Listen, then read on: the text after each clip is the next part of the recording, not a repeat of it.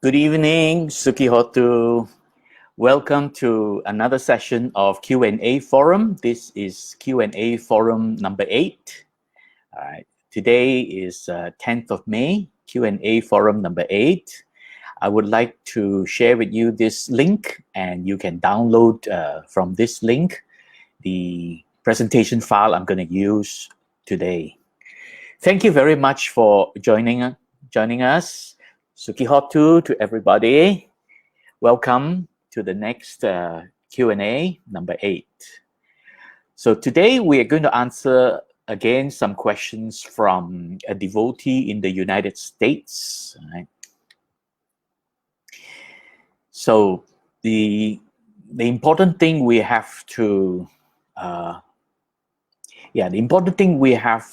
realize is that when Bhante Punnaji was teaching his lessons, right, there are 4 major areas where he's emphasizing a lot. The first, of course, is to apply experiential mindset over and avoid this thinking in terms of existence. The second is that cognitive process is mano and affective process is chitta, and it's very significant to understand the difference. We dealt with these two in the last Q&A forum, number 7. So that was last Monday. So if you look up the YouTube channels, you will find last Monday's Q&A forum number 7 answering these two. So today we're going to deal with the next one, which is what is introspection and how to apply introspective awareness. And then we save this one for next week because there won't be enough time to cover all this. So far we have completed number 1, number 2, and today we will look at number 3. Right. Without further ado, let's move on to the questions.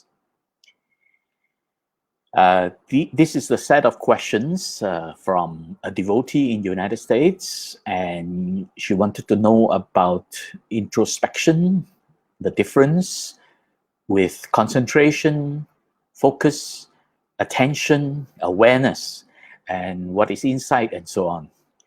So what I will cover today is to answer that question, what is introspection? And I will also talk about the practice of introspection. There are 2 kinds of practice. The awareness, so that is called introspective awareness.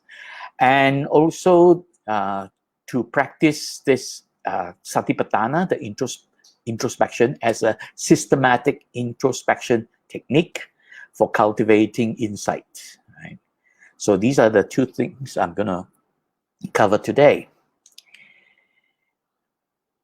Okay, the first question, I have again numbered them according to the series. So question number 21, what is introspection? Today I will talk about introspective awareness. I just want to let you know that when we talk about introspection, there are really 2 levels we can talk about. One is to use this introspective awareness, bringing the attention inwards, to become aware of what's happening. The second one is to then apply it, to then try to understand deeper how they arise, the investigative part. So there is a bare awareness part, and then there is an investigative part. So the awareness part is merely an observation part, right? So that is the introspective awareness. This is the observation of what is going on inside. But you can also use this technique, which is based on Satipatthana, to then investigate cognitive, to begin investigating these cognitive experiences.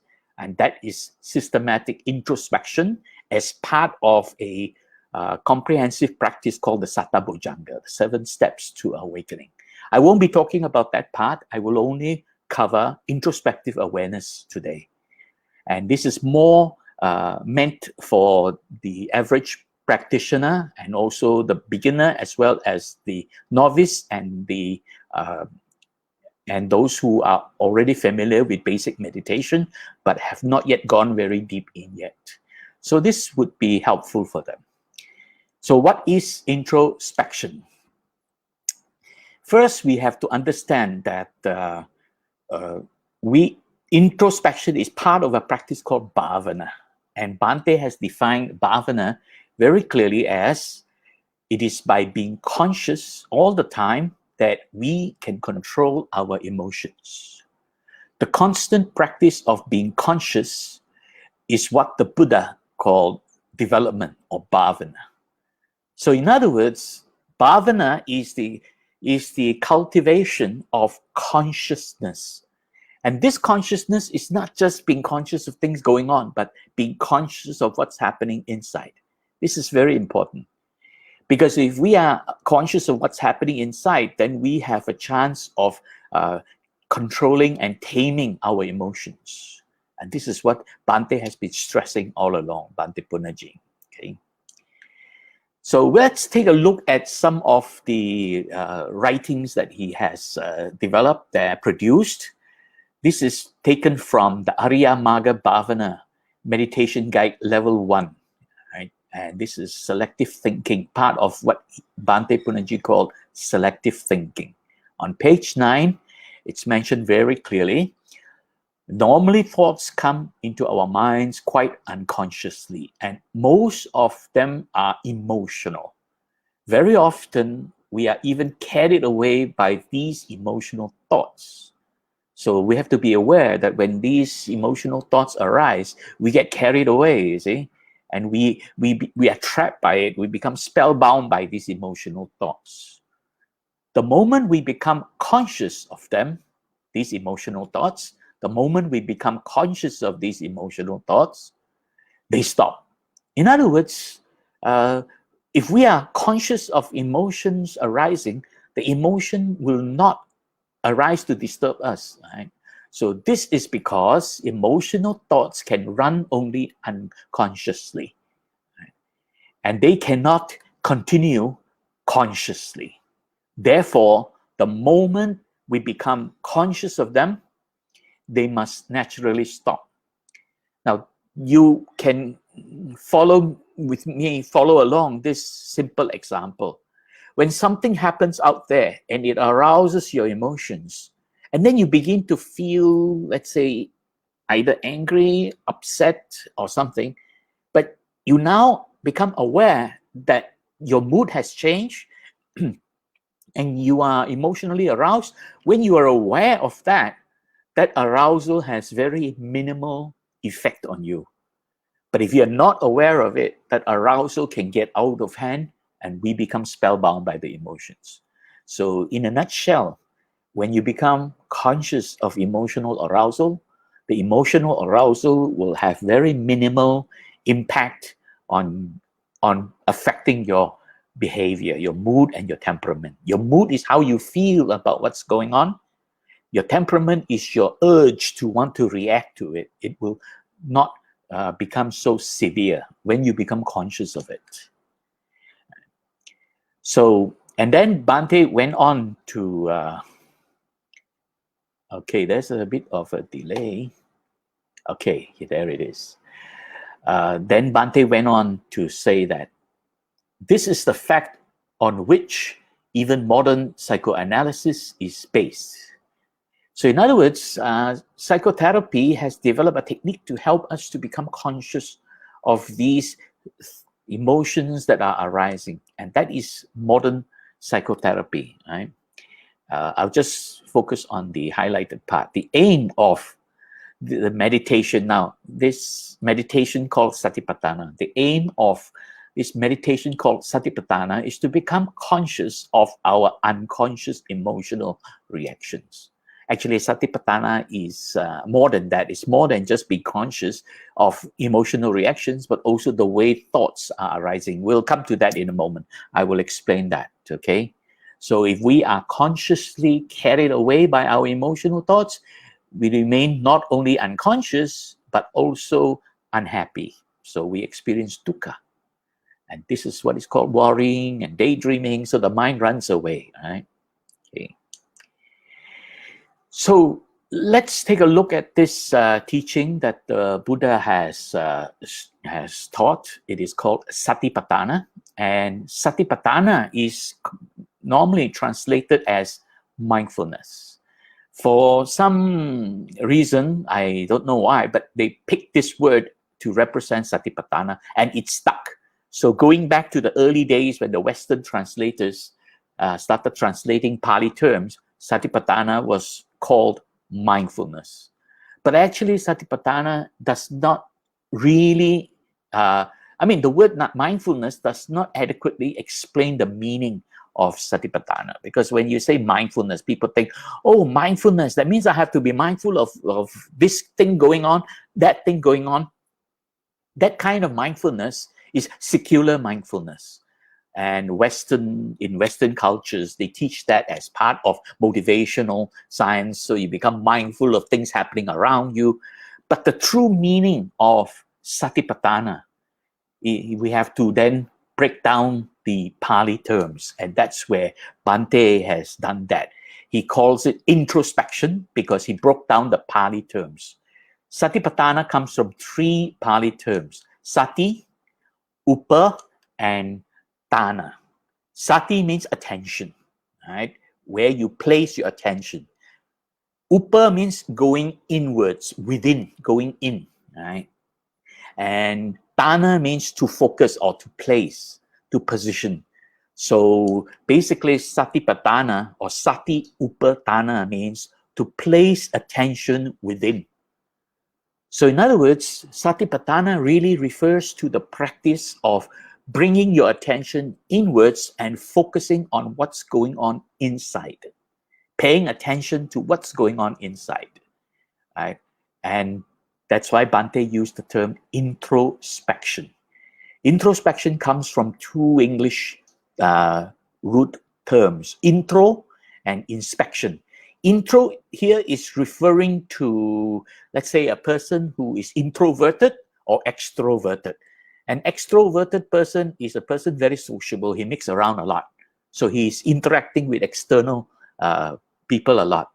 An introverted person is a person who keeps to himself.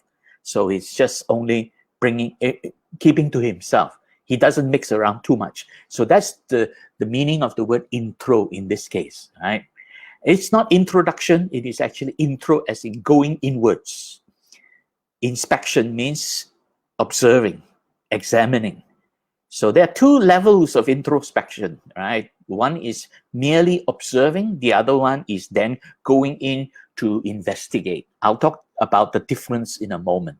It's very important because introspection, there are 2 practices: introspective awareness, as I mentioned before, and systematic introspection, which I will briefly describe later on. Okay, so this is really the meaning of the term Satipatthana.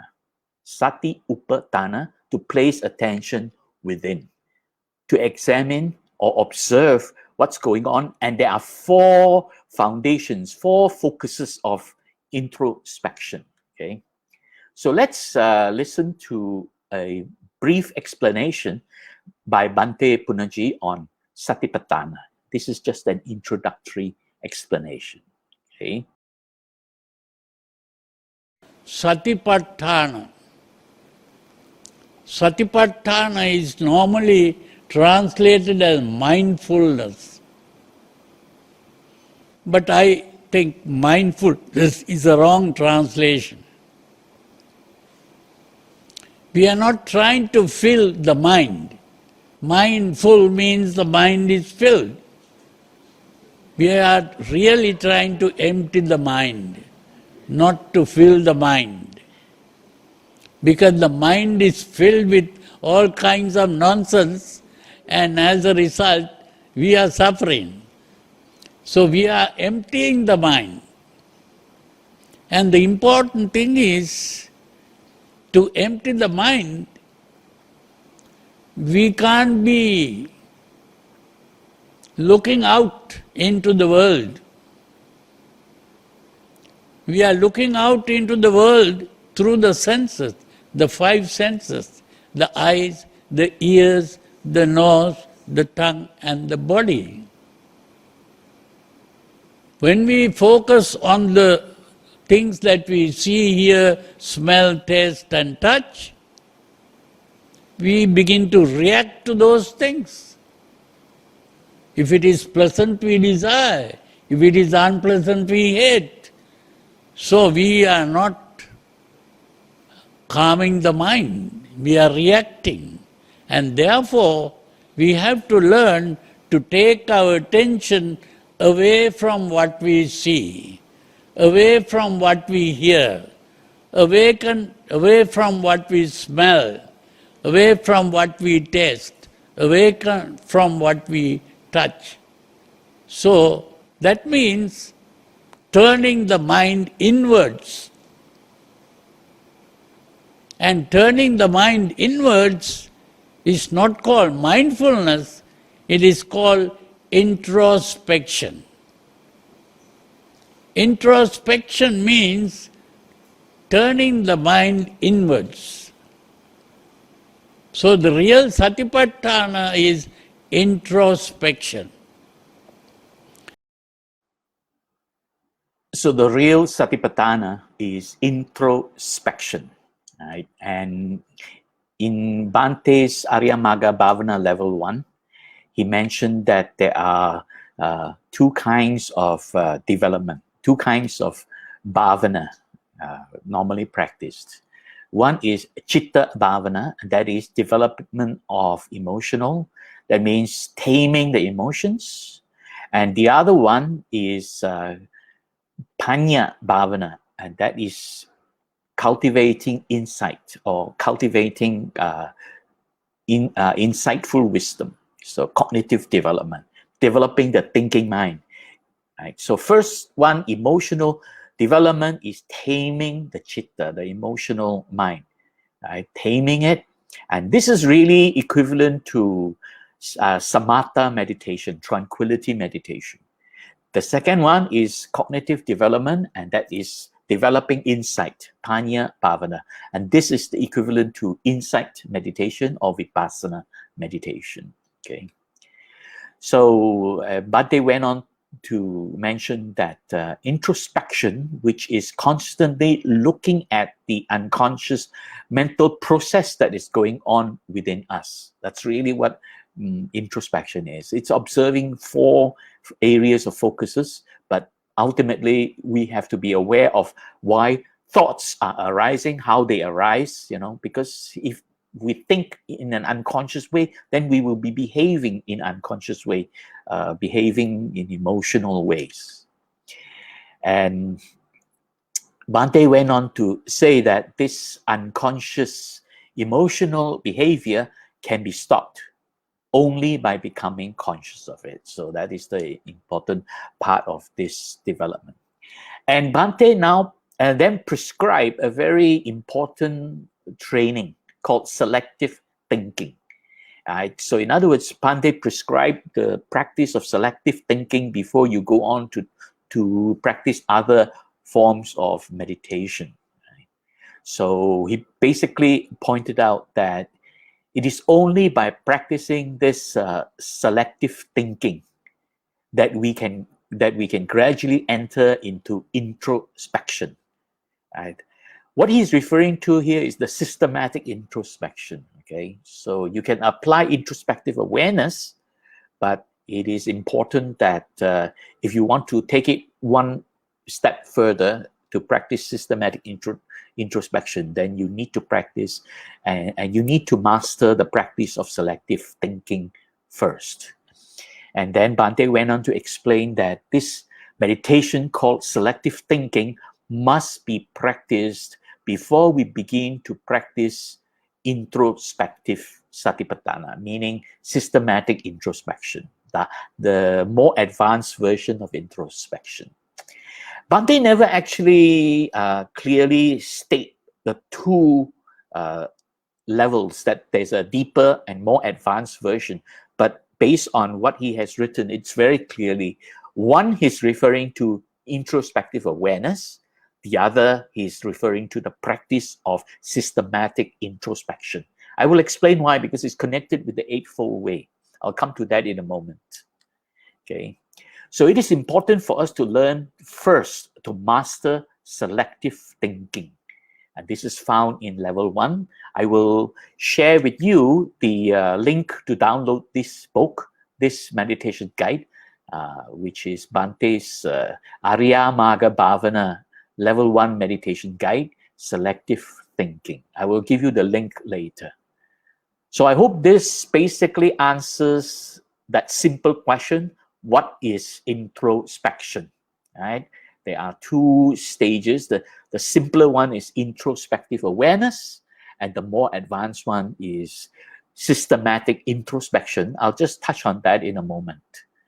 Okay. So let's take a look at the practice of systematic. Sorry about that.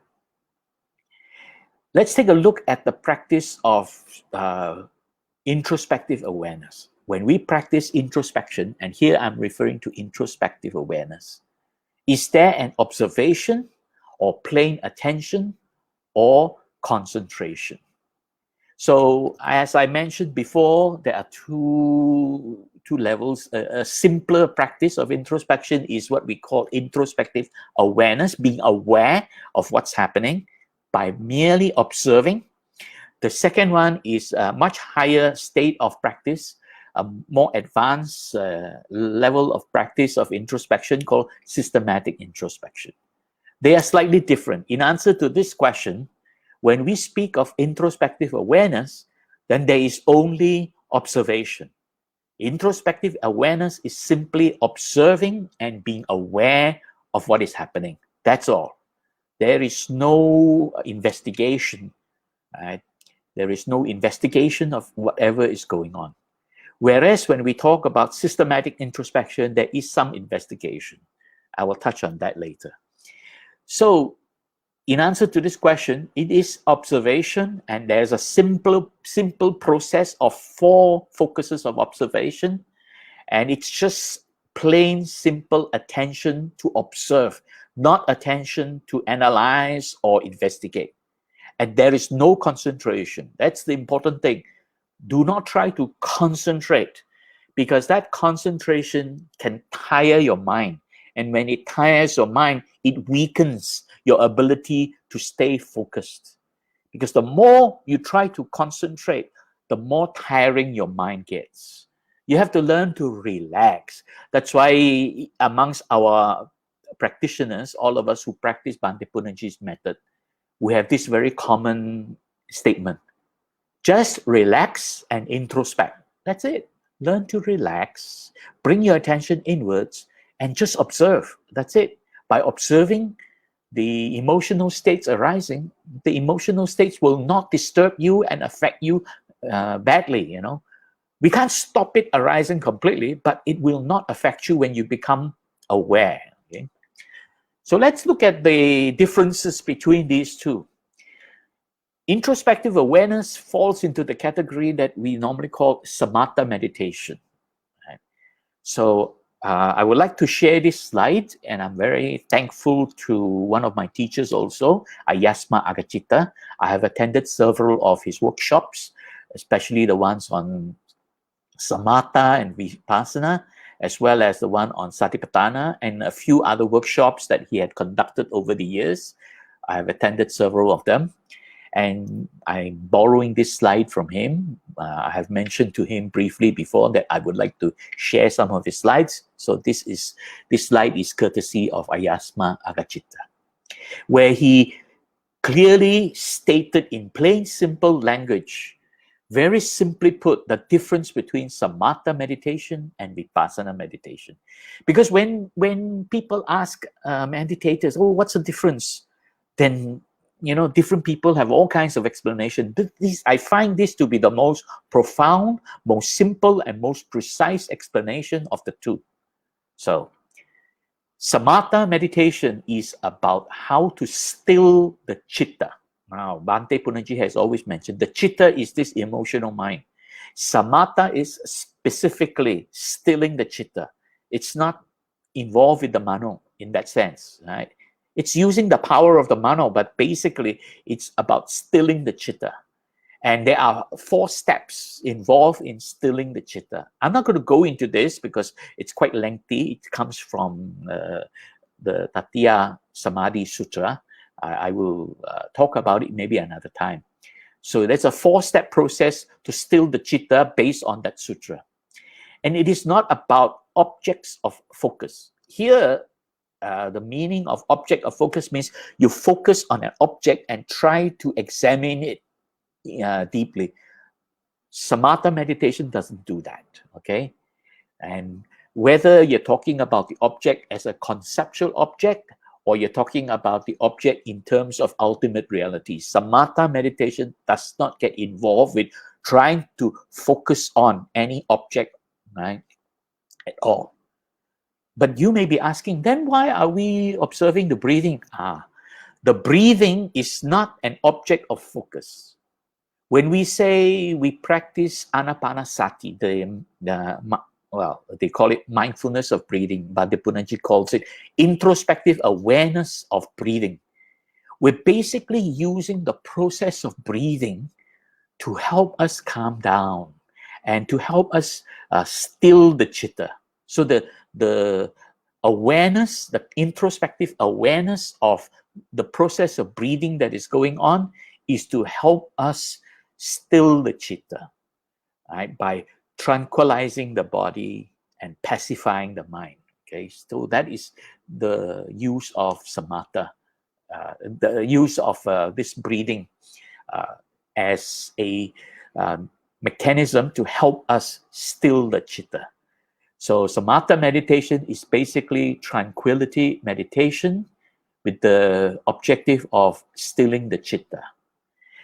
And then vipassana meditation is really about object of focus. That means you have specific object to focus. And here, basically, it is about sankhara. Sankhara is mental construction. Right? There are different types of sankhara. So basically, you are observing the rising, the construction, which is the building up, the rising, and the fading away. So that helps you truly, deeply understand anicca. And if you understand anicca, you will then be able to understand how dukkha comes about. And when you're able to understand anicca and how dukkha comes about, you will then realize that there is no self to contend with. It is anatta, okay?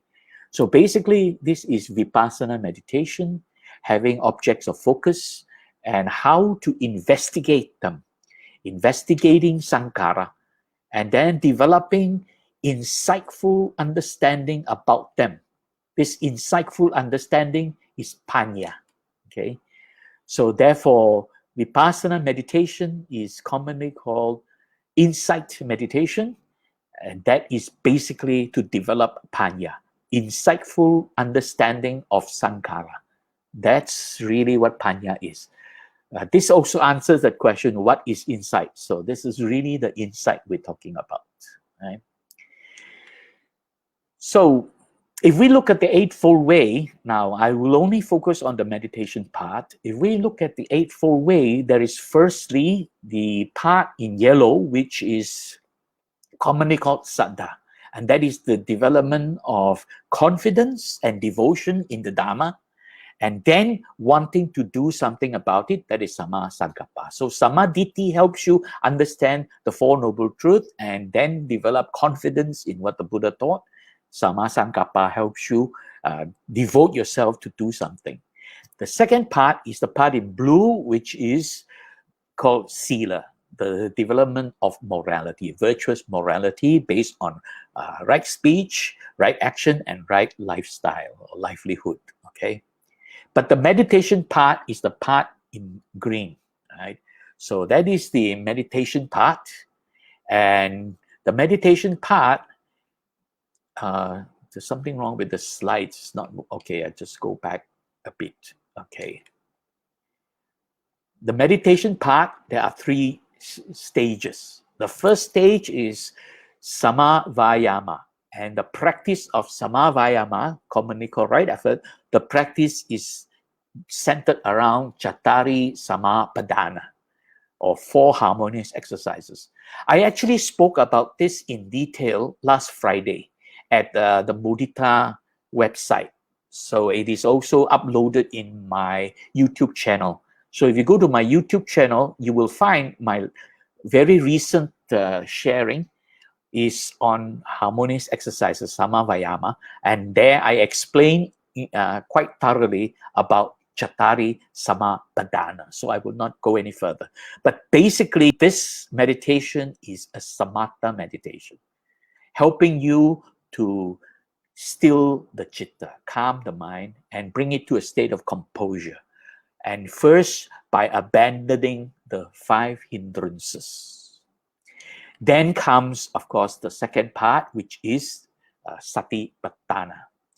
And this is systematic introspection. Now, the practice of Satipatthana at this point is systematic introspection, the deeper and more advanced state of introspection. So it's applying introspective awareness and then investigating the experiences.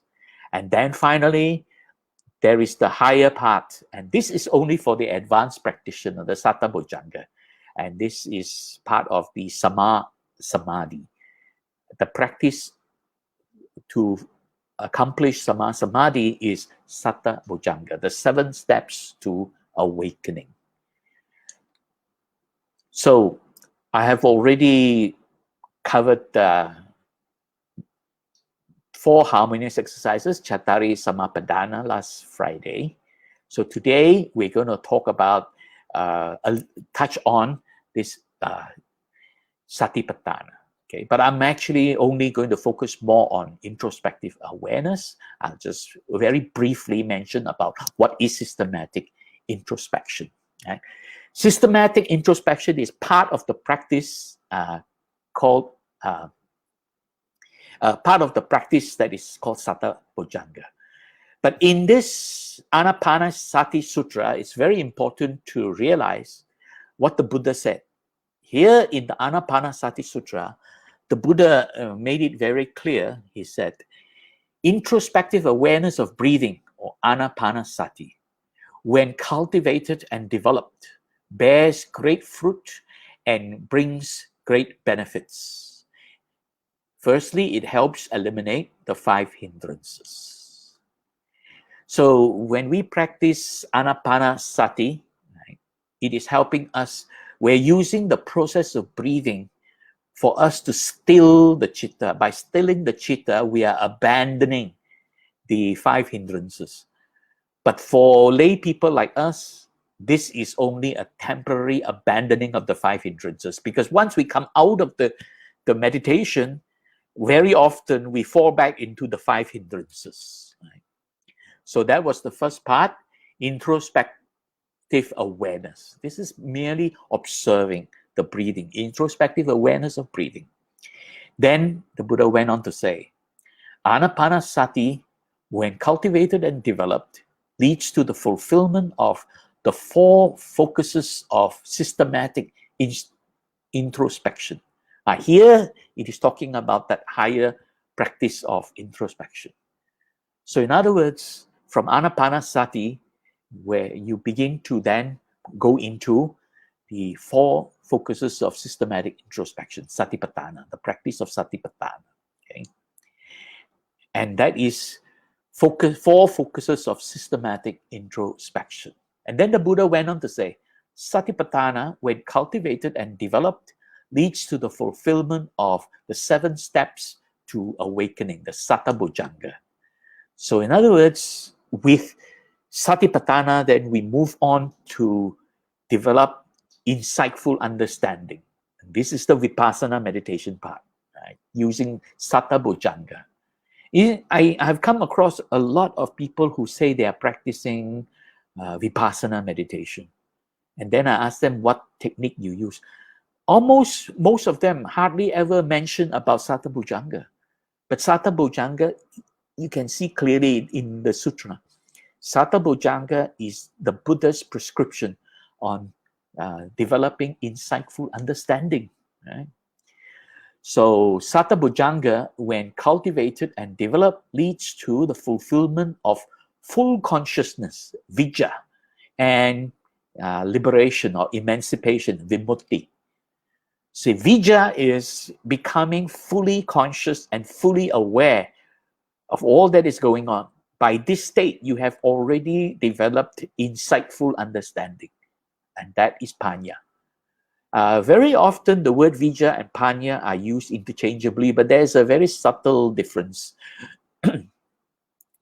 Panya is basically just an attainment. You have gained some insightful understanding. But vijja is the state of mind where you are now fully conscious, fully aware of everything that is happening, full consciousness. And then with this vijja and vimutti, you are at the doorstep of awakening. Eventually, it will lead to awakening. One who has successfully cultivated the Eightfold Way up to that state is then at the doorstep of awakening, and then he will then go on to become awakened and become an arahant. So this is really what the Buddha said in the Anapanasati Sutta. He also spoke of something very similar in a few other sutras. I mentioned that before, right? That a few other sutras where the Buddha described the process of stilling the chitta, eventually practicing Satipatthana and then Satabhujanga, and then becoming enlightened. Okay. Now, Satabhujanga is the 7 steps to awakening. I'm not going to go into detail. I just very briefly mention how systematic introspection fits in. That is the very first step. Right? So the very first step of Satabhujanga is what is simply put as sati, but this is really the practice of Satipatthana, and that is systematic introspection. And then it leads to the other conditions, the other states of cultivation.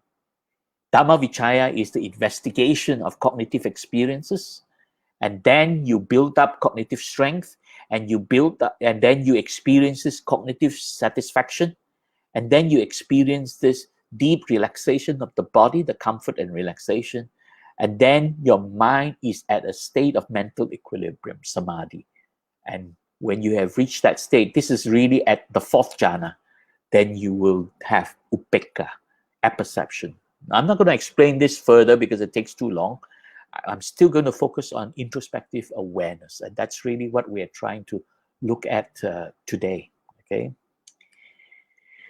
So let's take a look at the Satipatthana Sutra, where the Buddha said, monks, this is the direct way for the purification of beings, for the overcoming of sorrow and lamentation, for the extinguishing of suffering and grief, for the attainment of the harmonious way, for the realization of Nibbana.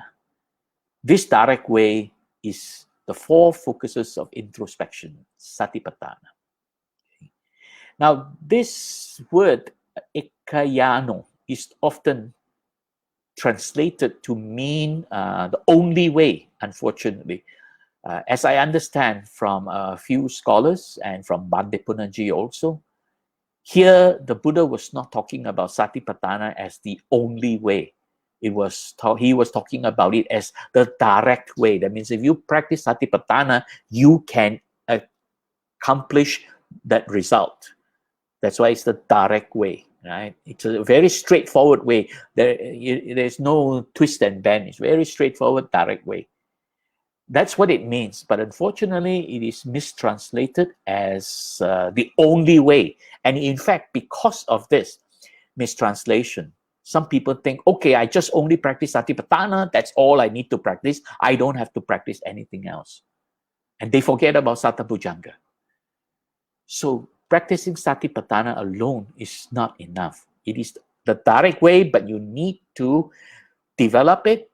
And when it is cultivated and developed, it leads to the fulfillment of Satabhujanga. And it is only through Satabhujanga that you then lead to the fulfillment of Vijja and Vimutti. This is clearly stated in the sutra.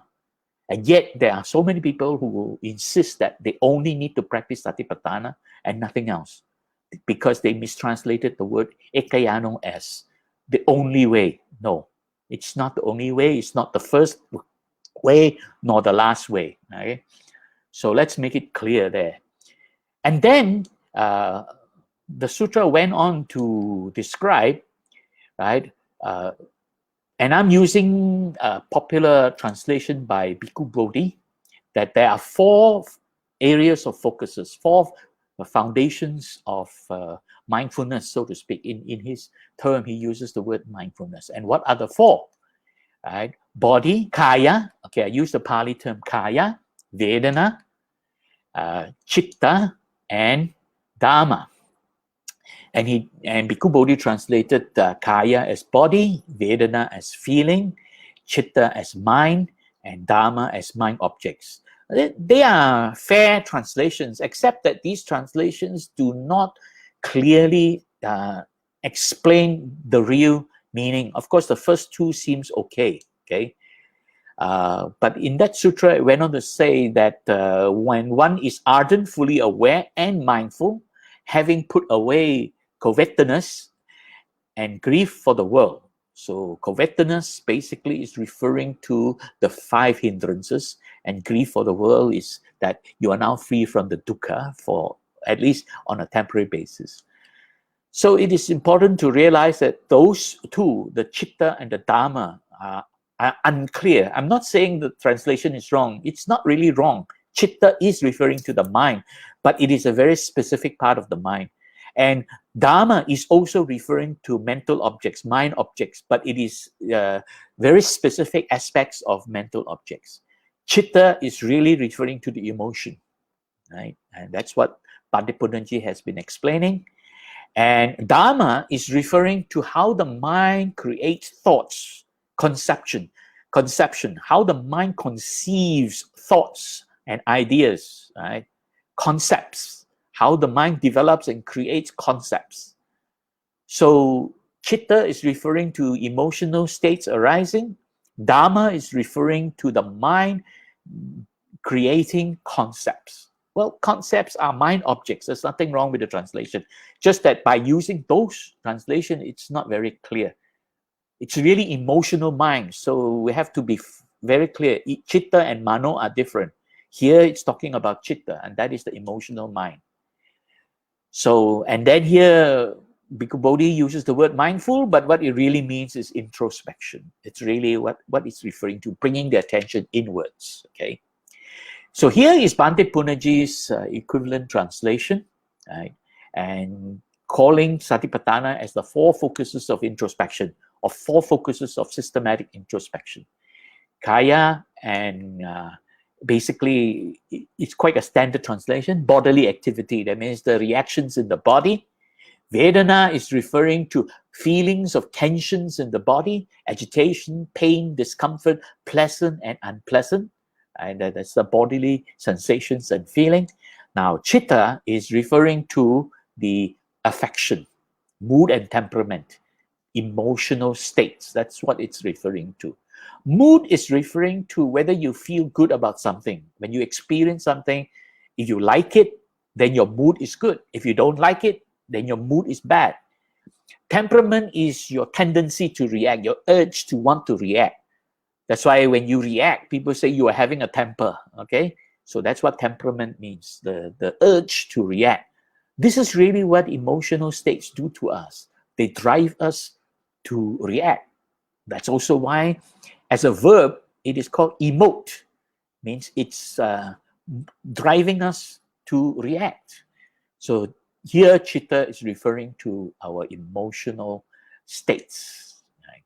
And in the case of dhamma, it is, again, there's something very, okay, there it comes. In the case of dhamma, it's referring to the formation of thoughts and concepts and the interpretation of one's circumstances based on the experience. Whatever we're experiencing, we begin to have thoughts about it, concepts about it, and then we begin to interpret what's going on. What is happening to me? Why is this happening to me? So we begin to have these interpretations. That is the Dhamma that was talking about. It's not referring to the Buddha Dhamma, because the word Dhamma has a very broad meaning, and in here it means experience. So this is mental experience, the thoughts.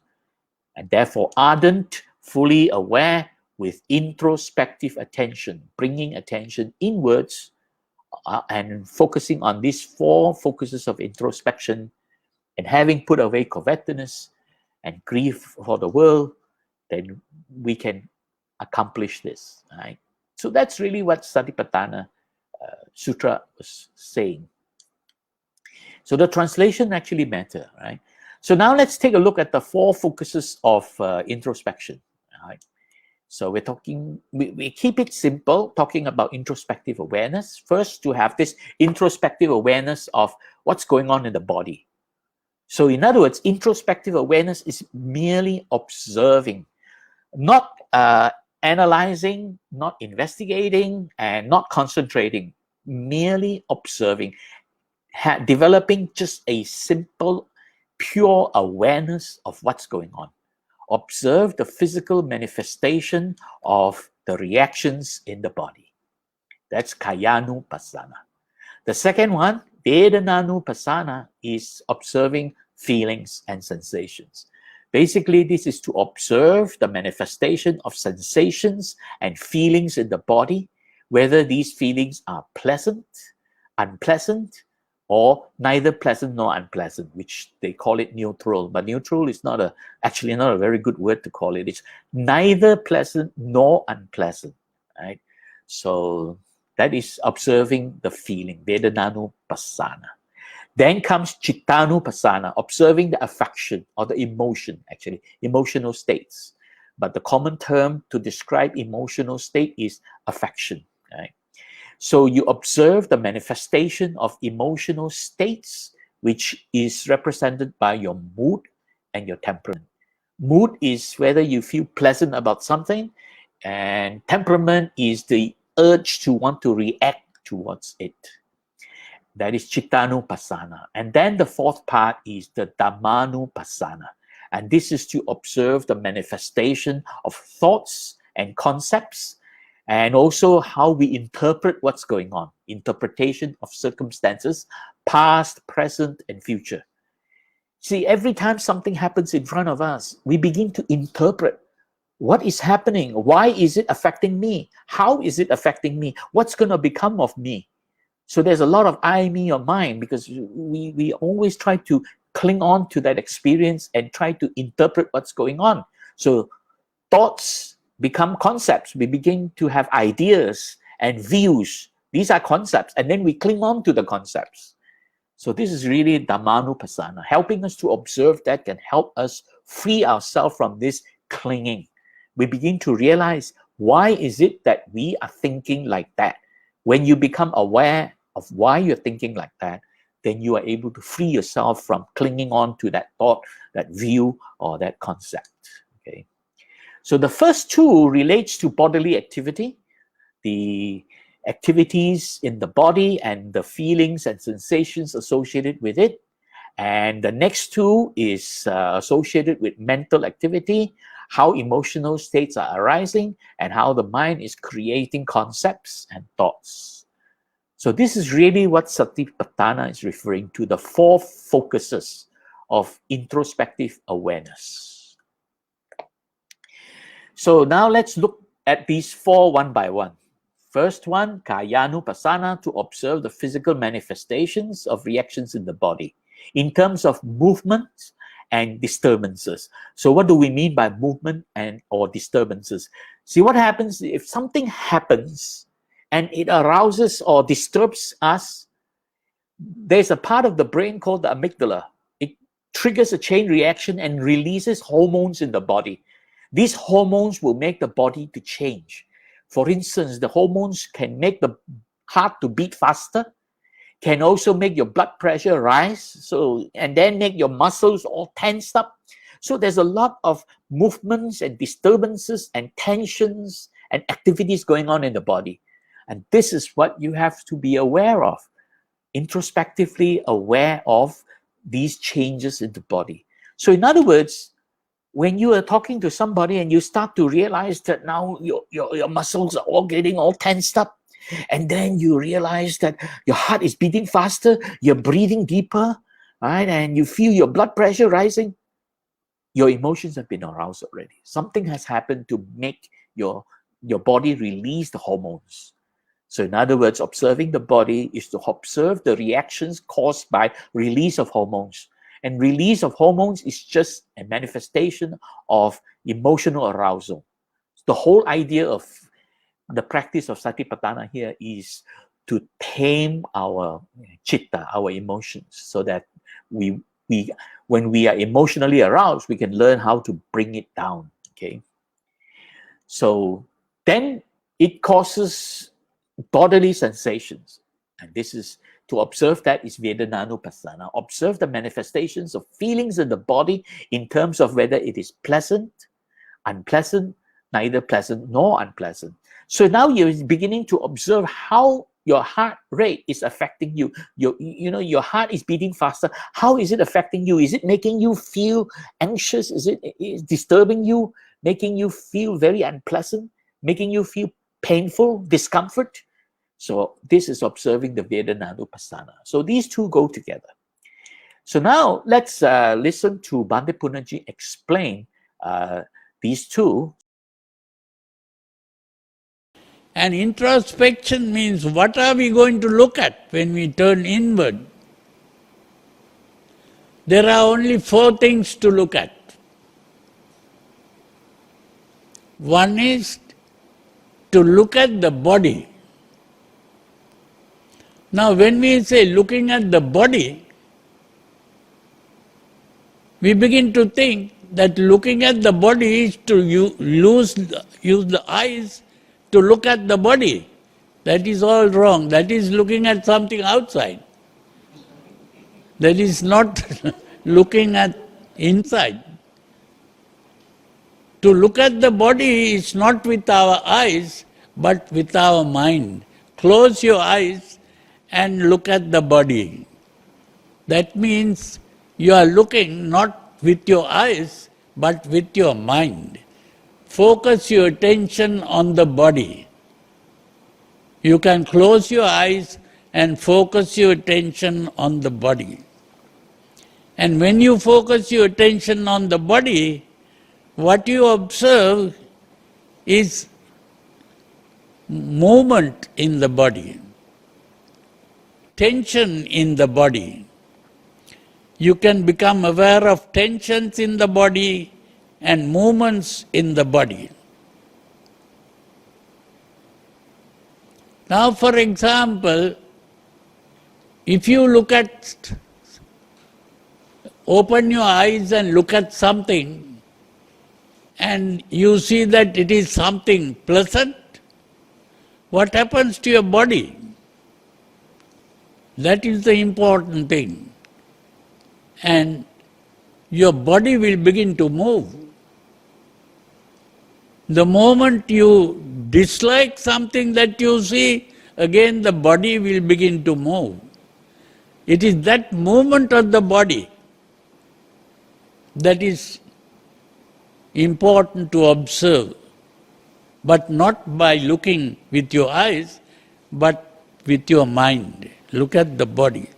And then, how the body feels. Is it comfortable or uncomfortable? That means if there is tension in the body, it becomes uncomfortable. If the body is relaxed, it's comfortable. So you can look at the body in terms of movements and tensions, and also feel whether it is comfortable or uncomfortable. So that is what is called Kāyānupassana and Vedanānupassana. Kāyānupassana is to become aware of the body, and Vedanānupassana is become aware whether it is comfortable or uncomfortable.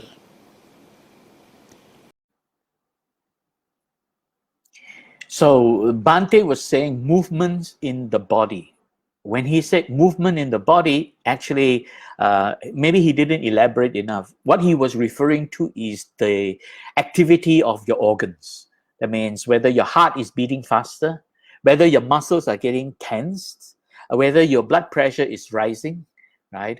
And whether even your voice will deepen, your voice will get a higher pitch. You see, when people get angry, the pitch of their voice goes up, and the voice also gets louder. So these are all disturbances in the body, movements in the body. So Bhante didn't elaborate it, but actually he was referring to the various organs in the body changing, right? And then associated with that is the feeling of comfort and discomfort. When there is discomfort, it leads us to a certain mood. When there is comfort, it leads us to a different kind of mood. And that leads us to the next part, which is our mood and our temperament.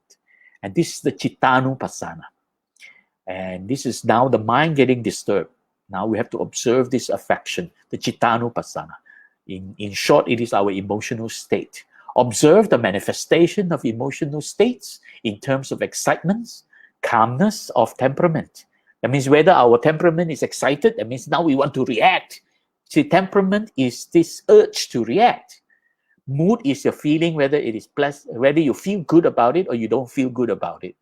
Temperament is this urge to react. So when it gets excited, you want to react, or you're able to calm your mood and temperament, right? So that is the part that you have to observe how these emotional states arise. So you observe, am I feeling anxious, anxiety?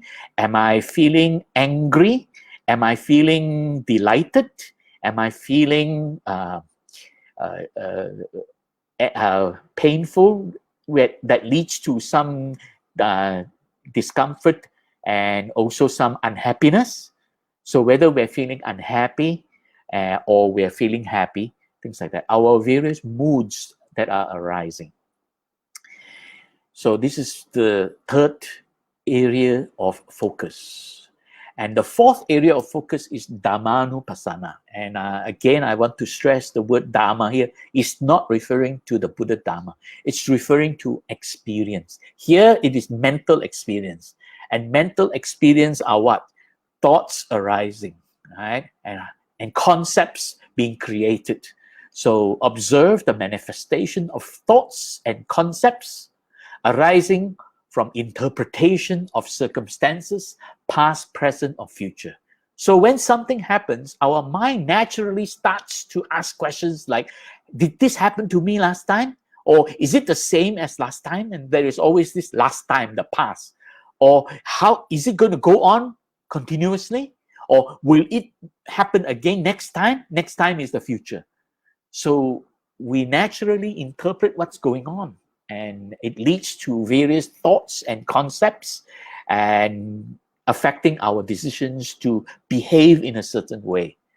And this is observing that those thoughts arising. Okay. So now we listen to Bhante explain the Cittanupassana and Dhammanupassana.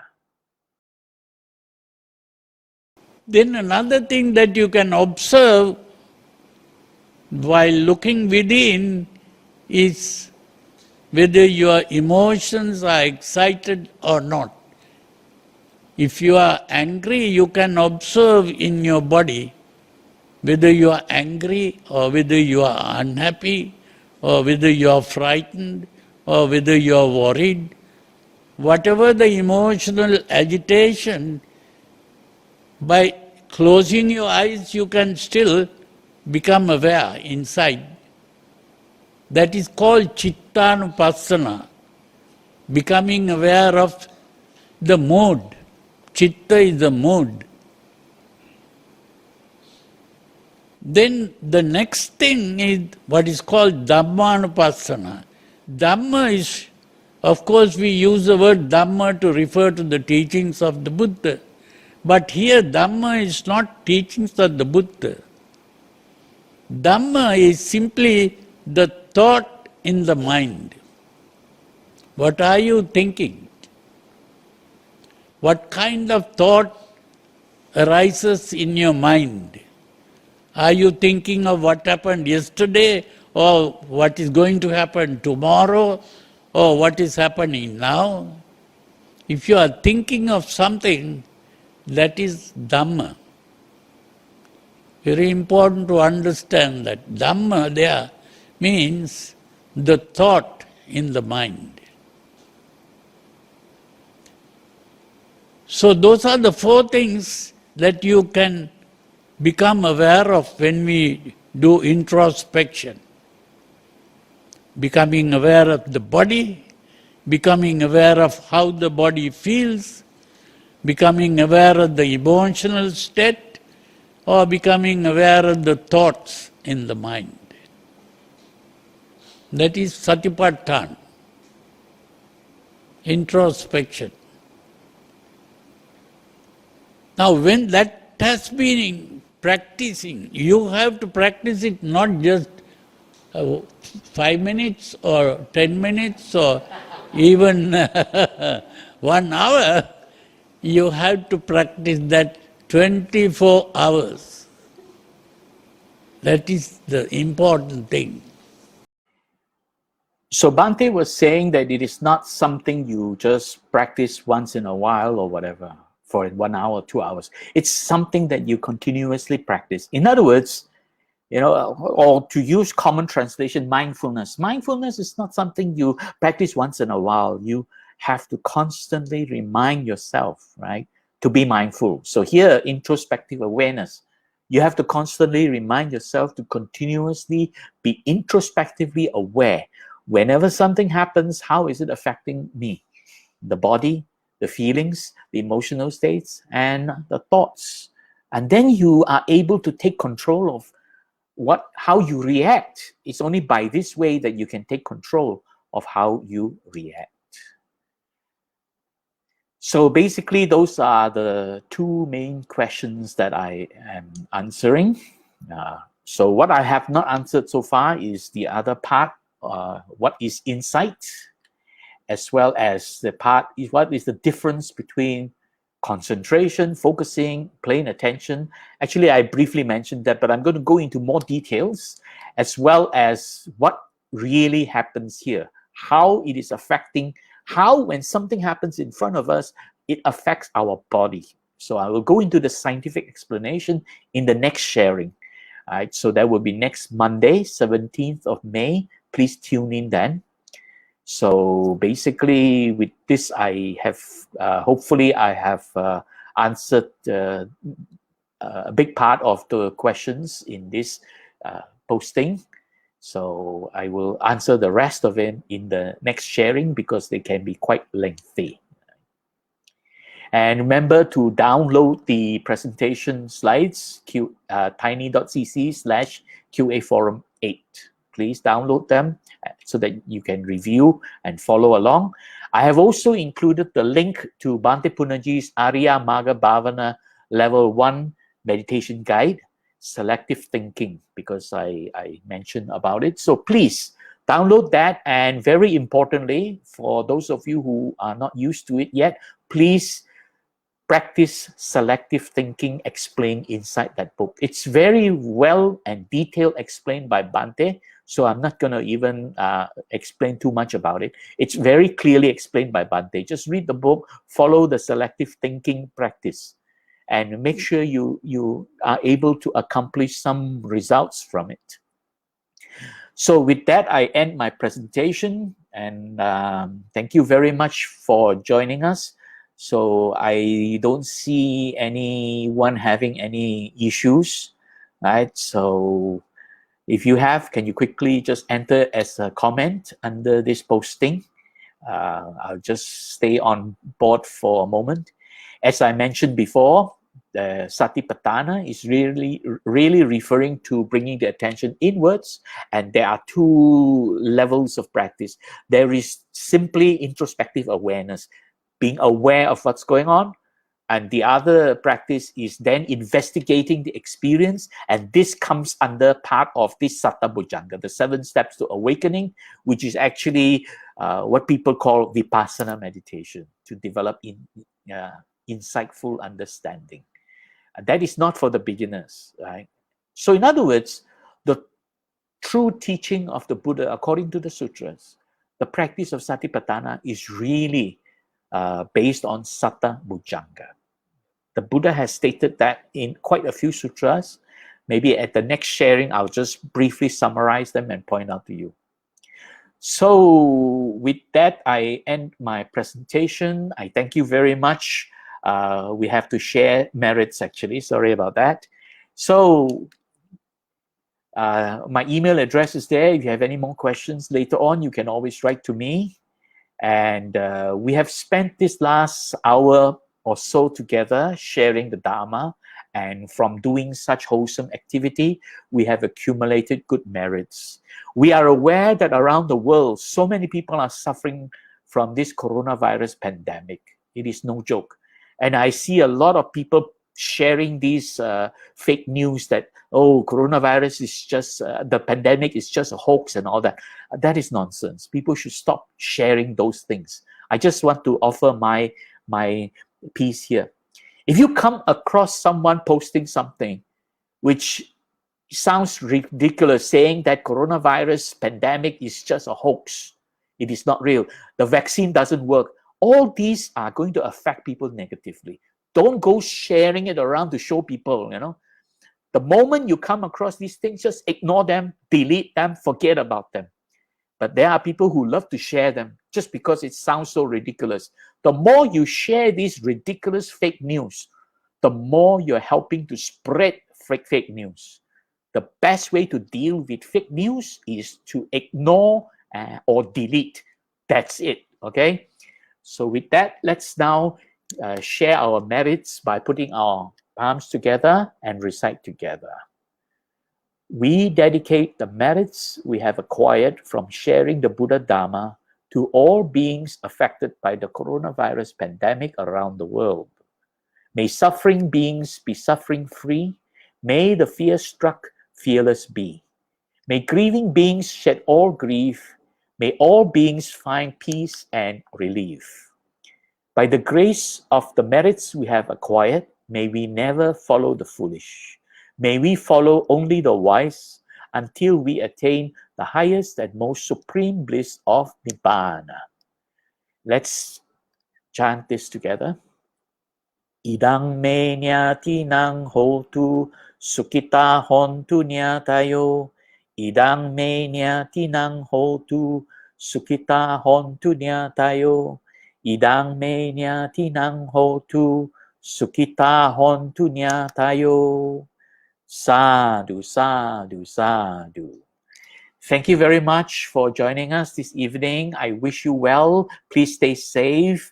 May you be well, comfortable, peaceful, and happy. Thank you very much. Sadhu, sadhu, sadhu.